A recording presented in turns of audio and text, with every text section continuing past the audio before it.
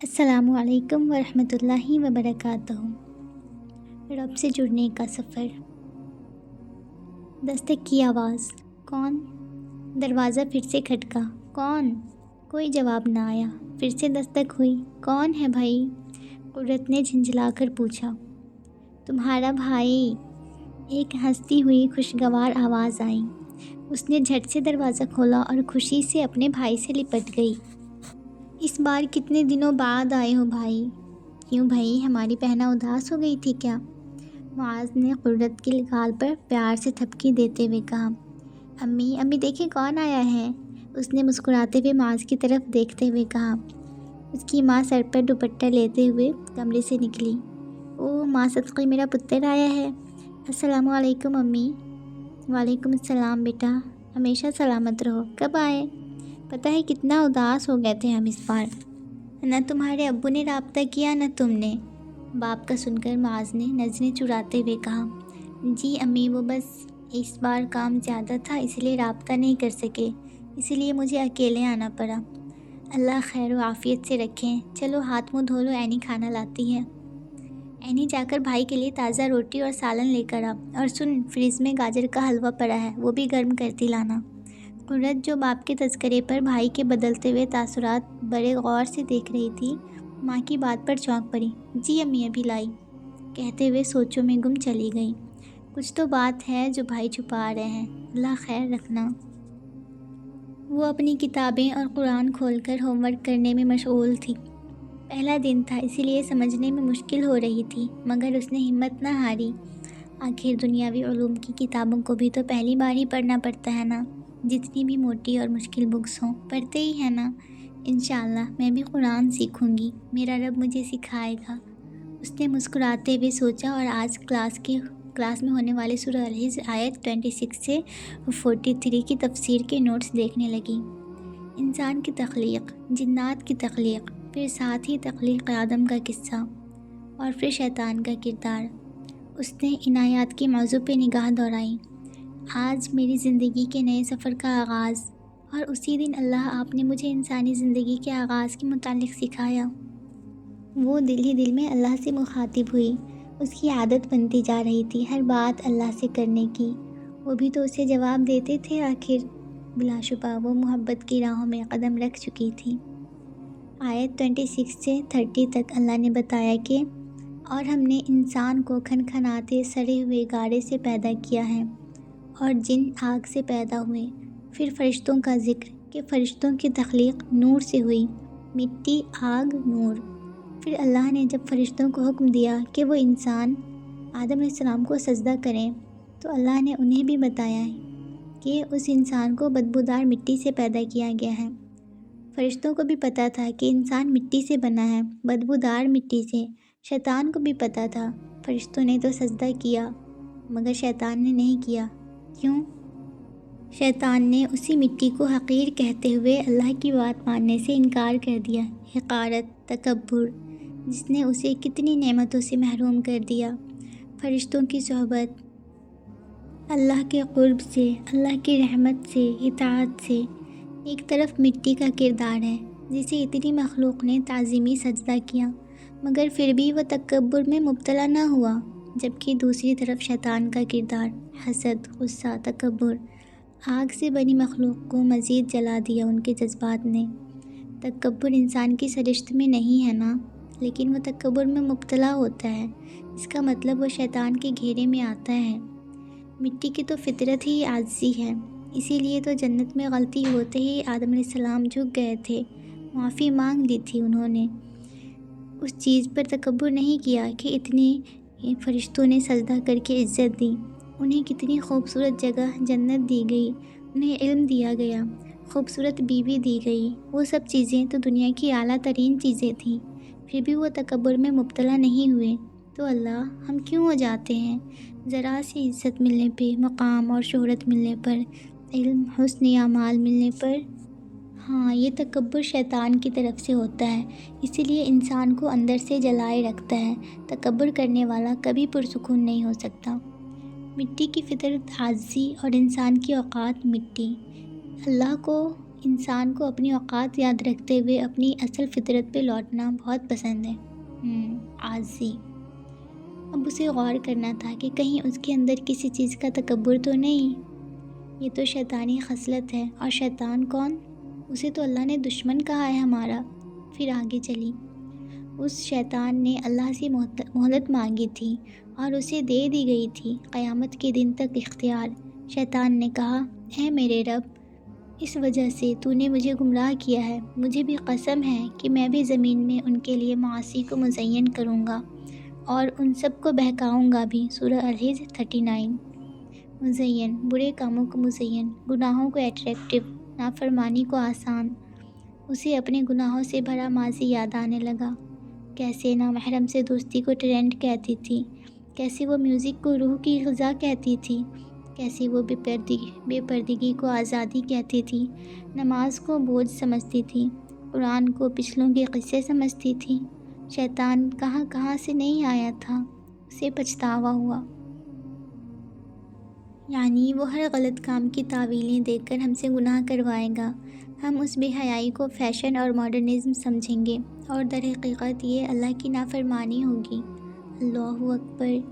ایک سے دشمنی کا بدلہ وہ ہم سے، ہر انسان سے لے گا۔ حسد، غصہ۔ اسے یاد آیا تھا کہ تفسیر کی میڈم فریال نے ان جذبات کا علاج بتایا تھا۔ حسد کا علاج نعمتوں پر نظر، اللہ کی تقسیم پہ راضی ہو جانا۔ غصے کا علاج فوری پانی پینا یا وضو کرنا، اور تکبر اپنے اوقات پہ غور کرنا، آغاز اور انجام، مٹی سے مٹی تک۔ وہ دوبارہ آیات کی طرف متوجہ ہوئی۔ اللہ، پھر ہمارا کیا قصور؟ اگر وہ آزاد ہے تو وہی ہمیں بہکاتا ہے نا؟ اس نے الجھتے ہوئے جیسے اللہ سے سوال کیا۔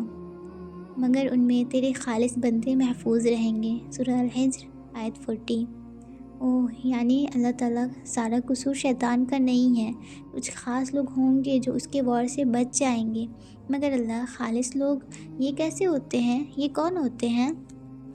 جو خود کو صرف اور صرف اللہ کے لیے جھکا دیتے ہیں، جن کا دل کفر و شرک، گناہوں، دنیا کی محبت سے میلا نہیں ہوتا، جن کا دل خالص ہوتا ہے اللہ کی محبت میں، جن کا مرنا جینا، ہنسنا رونا سب اللہ کی ذات سے منسوب ہوتا ہے، اللہ کی محبت میں شدید لوگ۔ دل میں کسی نے سرگوشی کی، جیسے الہام کیا ہو۔ اللہ تعالیٰ مجھے بھی بننا ہے خالص، کہ میں بھی اس دشمن کے واروں سے بچ جاؤں، میں بھی گمراہی سے نکل آؤں۔ مجھے آپ کے راستے پر چلنا ہے، وہ راستہ جو مجھے آپ سے جوڑ دے۔ وہ دل ہی دل میں گویا شرمندگی سے گر گرا رہی تھی، اس رب کے آگے جو شہرک سے بھی زیادہ قریب ہے۔ اللہ تعالیٰ نے فرمایا، یہ ہے مجھ تک آتا سیدھا راستہ، بے شک میرے بندوں پہ تیرا زور نہیں چلے گا، سوائے ان بہکے ہوں میں سے جو تیری پیروی کریں گے، اور بے شک جہنم ان سب کے لیے وعدے کی جگہ ہے۔ سورہ الحجر آیت 41 سے 43۔ معاذ اور شہریار کی اب اکثر مسجد میں ملاقات ہو جایا کرتی تھی۔ معاذ کی صحبت کا خوشگوار اثر شہریار کو بے حد متاثر کر رہا تھا۔ تم کیا مولوی بنتے جا رہے ہو؟ ایک دن نائلہ نے اسے غور سے دیکھتے ہوئے کہا۔ اس نے کئی دنوں سے شیو نہیں کی تھی۔ مولوی کیا مطلب؟ میں نے کون سا مولوی والا کام کیا ہے؟ نائلہ کی بات پہ شہریار کو حیرت ہوئی۔ یہ جو داڑھی بڑھنے لگی ہے جناب کی، پینٹ ٹخنوں سے اوپر فولڈ ہونے لگے ہیں، کوئی تو ماجرا ہے۔ نائلہ، کیا داڑھی بڑھانے والا ہر شخص مولوی ہو جاتا ہے؟ آج اگر اللہ کے رسول صلی اللہ علیہ وسلم ہمارے درمیان زندہ ہوتے تو کیا ہم ان کی داڑھی اور ٹخنے دیکھ کر ان کو بھی یہی کہتی؟ استغفر اللہ۔ شہریار کی بات پر نائلہ کے منہ سے بے اختیار نکلا، نہیں نا، تو اپنی سوچ درست کرو۔ جانتا ہوں کہ چند ایک غلطی کی وجہ سے مولویوں کا طبقہ بالکل بدنام کر دیا گیا ہے، مگر اس کا مطلب یہ نہیں کہ ہر مولوی خراب ہو۔ کیا ایک ڈاکٹر کے فراڈ ہونے کی وجہ سے تم ہر ڈاکٹر کو غلط کہو گی؟ علاج کے لیے ان کے پاس جانا چھوڑ دو گی؟ نہیں نا، تو پھر دین کے معاملے میں 5 انگلیاں برابر کیوں لگتی ہیں لوگوں کو؟ نائلہ کو اس کی بات نے واقعی ہلا دیا تھا۔ تم ٹھیک کہہ رہے ہو شہریار، وہ کہہ کر فوری اٹھ کر چلی گئی۔ اسے خدشہ ہوا کہ کہیں وہ اب اسے بھی نصیحتیں نہ کرنے لگ جائیں۔ ویسے بھی اسے خود کو چادر اور 4 دیواریوں میں قید رکھنے والیاں بے وقوف لگتی تھیں۔ آج اسے مدرسہ جاتے ہوئے 1 ہفتہ ہو چکا تھا۔ اس نے ترجمہ یاد کر کے اپنا ہوم ورک مکمل کیا ہی تھا کہ اچانک اس کے موبائل کی بیپ بجی۔ اس نے موبائل سائڈ ٹیبل پر رکھنے کے لیے اٹھایا تو علینا کا نام اسکرین پر چمک رہا تھا۔ ہیلو، کیسی ہو؟ آج ہماری کنوکیشن تھی، تمہیں بہت مس کیا۔ فاطمہ اس کے میسج پڑھ کر پچھلی یادوں میں کھو گئی۔ کلاسز، انجوائے کرنا، آزادی، فرینڈز، سفیان۔ آنکھوں میں نمی سی آ کر رک گئی۔ کیا تھی نا میں؟ آج زندگی کس موڑ پر آ گئی تھی؟ وہ جیسے لاشعوری سی کیفیت میں ٹائپ کرنے لگی، حالانکہ ایک عرصے سے اس نے کسی سے کوئی رابطہ نہیں کیا تھا۔ سلام دعا کے بعد مبارکبادی اور سب کا حال احوال پوچھا۔ شکر ہے بی بی، تم نے کوئی جواب تو دیا۔ اتنی ساری باتیں کرنی ہیں تم سے، تمہیں پتہ ہے سفیان کی شادی ہو رہی ہے۔ علینا کے اس میسج پر جیسے کسی نے فاطمہ کا دل مٹھی میں لے لیا تھا۔ کب؟ اس نے کانپتی انگلیوں سے ٹائپ کیا۔ اگلے مہینے۔ آج اس نے ٹریٹ دی تھی پوری کلاس کو۔ وہ خوش ہے؟ لگتا تو ہے، تم خوش ہو؟ علینا اس سارے واقعے سے لاعلم تھی۔ آنسو بہنے لگے، مگر اس بار کسی نامحرم کے لیے نہیں، اپنے رب کی محبت کے تھے، احساس تشکر کے تھے۔ دل تھم چکا تھا۔ وہ استغفار کرنے لگی اور ساتھ میں اللہ کا شکر ادا کرنے لگی کہ بروقت اسے بچا لیا، ورنہ وہ بے وقوف کیا کرنے جا رہی تھی؟ کتنا غلط نتیجہ نکلتا اس کا۔ شاید لڑکیاں اپنے جذباتی پن کی وجہ سے آسانی سے پھسل جاتی ہیں، اسی لیے ہر کوئی آ کر ان کو پھسلا جاتا ہے، مگر ایک مضبوط کردار لڑکی، اللہ کی محبت میں جینے والی، اس طرح کی مصنوعی محبتوں کے جالوں میں نہیں پھنستی۔ اس طرح اچانک اللہ کی طرف سے جواب ملنے پر اس کا دل شکر سے بھر گیا۔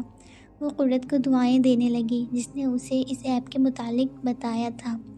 فاطمہ اکثر دیکھتی تھی کہ قرت جب بھی یہ ایپ آن کرتی تو ہر بار ایک نئی آیت اس کے سامنے آتی تھی۔ وہ کہتی تھی کہ ایسے اللہ اسے گائیڈ کرتے ہیں، جواب دیتے ہیں۔ بعض اوقات لاشعوری طور پر جب انسان کچھ سمجھ نہیں پا رہا ہوتا تو اس طرح سے اچانک سے سامنے آنے والی آیات میں اس کا جواب ہوتا ہے، جس سے انسان کا دل تھم جاتا ہے۔ آج اس کے ساتھ بھی ایسا ہی ہوا تھا۔ قرت نے اسے سارا طریقہ بتایا تھا۔ پلے اسٹور پہ اسلام 360 لکھ کر سرچ کرنا، پھر وہاں سے انسٹال کر لینا۔ فاطمہ، اللہ جزائے خیر دے جس نے یہ ایپ بنائی ہے، اس کا سب سے بڑا فائدہ یہ ہے کہ اس ایک ایپ میں احادیث کی تمام بڑی کتب، قرآن، اس کا لفظی ترجمہ اور بامحاورہ ترجمہ اور تفاسیر موجود ہیں۔ ایک عام شخص اس ایپ کے ذریعے دین کا مطالعہ بآسانی کر سکتا ہے، اور الحمدللہ سب سے بڑھ کر یہ کہ اسے جب بھی آن کرو آیت اور حدیث آف دا مومنٹ سامنے آ جاتی ہے، جس سے انسان کو رہنمائی ملتی ہے۔ اوہ واو، یہ تو بہت زبردست ہے، میں ضرور انسٹال کروں گی۔ اس طرح تو میں کبھی بھی کسی وقت جو آیت یا حدیث نکالنا چاہوں گی نکال لوں گی، اور اس کے نمبر سے اس کی اوتھینٹسٹی بھی چیک کر لوں گی۔ الحمدللہ، بہت زبردست۔ بالکل الحمدللہ، اللہ ہمیں اپنا بہترین فرمانبردار بندہ بنائے، آمین۔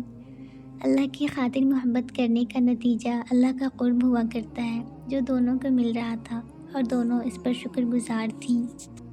الحمدللہ، الحمدللہ کثیرہ۔ مجھے تو یقین نہیں آ رہا فاطمہ، میں نے تو بس اللہ سے رو رو کر دعائیں کی تھیں، اللہ نے مجھ پر اتنا بڑا کرم کر دیا، الحمدللہ رب العالمین۔ وہ آنکھوں میں نمی لیے فاطمہ کے گلے لگ کر پرجوش انداز میں بتا رہی تھی، میں تمہارے لیے بہت خوش ہوں قرت، اللہ تمہیں بہت آگے لے جائیں۔ اس نے قرت کو پیار سے سہلاتے ہوئے کہا۔ قرت نے پوری یونیورسٹی میں ٹاپ کیا تھا، اسے مزید پڑھائی کے لیے اسکالرشپ مل چکا تھا۔ اسلامک اسٹڈیز میں آگے جانے کا اس کا خواب اپنی تکمیل کی دہلیز پہ تھا۔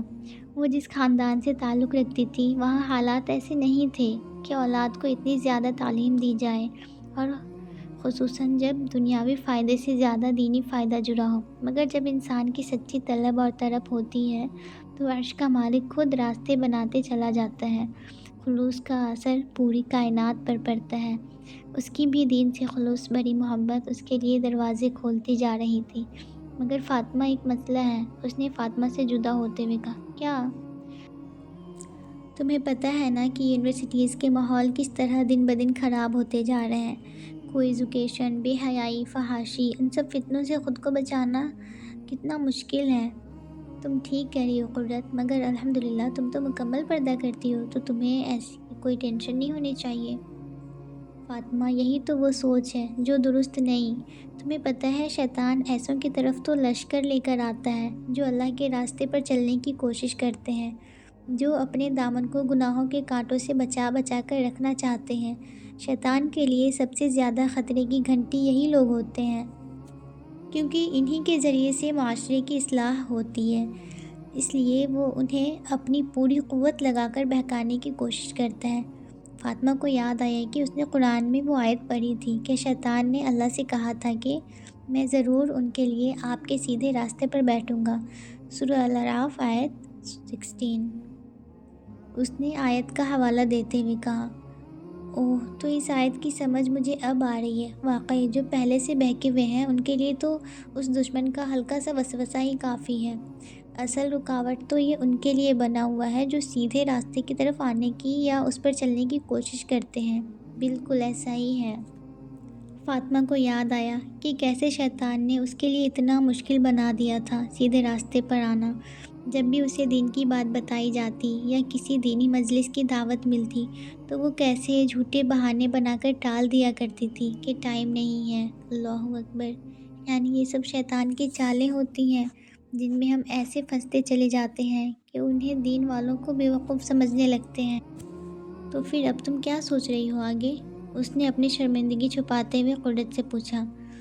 وہی تو سمجھ نہیں آ رہا، مگر میں اللہ سے پوچھوں گی، انشاءاللہ وہ ضرور میری رہنمائی کریں گے، قرت نے جیسے مطمئن ہوتے ہوئے مسکرا کر کہا۔